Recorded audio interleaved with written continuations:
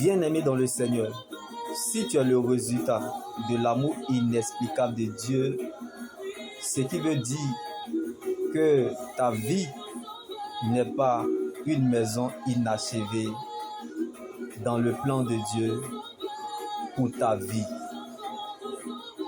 Alors, n'abandonne pas et ne quitte pas le processus. Surtout sans oublier, ne perds pas ta saveur. Comme Bartimée sur ce chemin de Jéricho de l'humiliation. Tu peux rester chez toi à la maison toute la journée. Et le soir, tu as un témoignage. Parce que quelqu'un a cherché à ta place. Le risque, Zaché. Il en est de même. Ne regarde pas ton statut actuel en donnant raison au diable.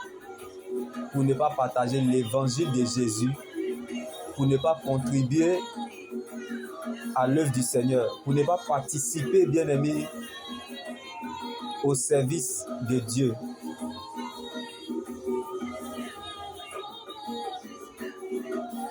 Fais-le pour le Seigneur, car l'Éternel s'en souvient toujours de la semence que l'on fait pour son œuvre. Alors, si vous voulez, bien-aimé, soutenir ce ministère, n'hésitez pas à envoyer votre participation ou votre contribution. Peu importe ce que vous voulez, peu importe ce que vous donnerez, mais que tout se fasse dans la volonté de Dieu. Je prie que là où tu es, que tu ne regardes pas ton statut actuel en donnant raison au diable pour ne pas partager l'évangile qui pourrait être sur le chemin de sauver des vies. Fais-le, car le Seigneur s'en souvient toujours de la semence que l'on fait pour son œuvre.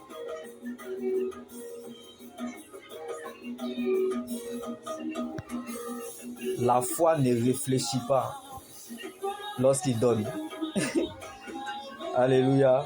Donc la foi te donnera toujours ce que tu as. Mais ce que tu as dépend de ce que le ciel a décidé. Donc si le ciel décide de te faire du bien, il te fera du bien. Dieu fera par toi, pour toi, sans toi. Non pas parce que tu as raison, mais parce que tu es sa raison. Donc je prie que là où tu es, Dieu redresse cette situation en ta faveur. Que Dieu, bien-aimé, se souvienne de ta sémence que tu feras pour ce ministère. Que Dieu vous bénisse. Et n'oubliez surtout pas, Dieu n'a pas besoin de publicité. Dieu ne fait pas de publicité. Donc, nous n'allons jamais vous obliger d'agir quand ce n'est pas encore le temps. Car Dieu n'est pas obligé de composer avec vous. Donc ne courez jamais le risque de combattre Dieu en voulant l'aider ou le défendre. Car personne ne peut aider Dieu. En Jésus, il n'y a pas chien, il n'y a pas chat. L'Éternel, il n'y a pas monnaie. Dieu réserve toujours une heure pour les mépriser. En Jésus, même un cadavre sent bon. En effet, le Seigneur lui-même a un signal donné à la voix d'un archange et au son de la trompette de Dieu descendra du ciel. Et ceux qui sont morts en Christ ressusciteront d'abord. Donc aimer Dieu, c'est d'abord le connaître. Je prie que, bien-aimé,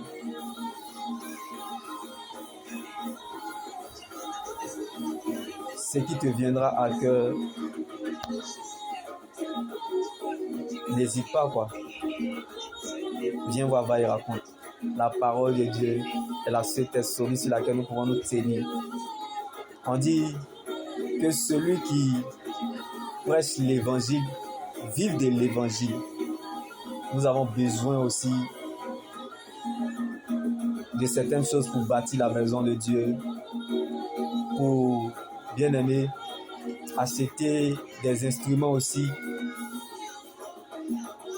pour rendre professionnel au fait. l'œuvre de Dieu que nous avons commencée. Donc nous avons besoin, bien-aimés, que vous mettez la patte à la charrue, quoi. Comme Jésus pouvait nous le dire dans le livre de Luc 9, verset 62. Jésus lui répondit, « Celui qui met la main à la charrue et regarde en arrière n'est pas fait pour le royaume de Dieu. » Alors, bien-aimés, n'oublie surtout pas que Dieu commence toujours avec le reste. Alors, fais parler ton cœur. Que la bonne santé de ta foi donne la santé à la foi de quelqu'un.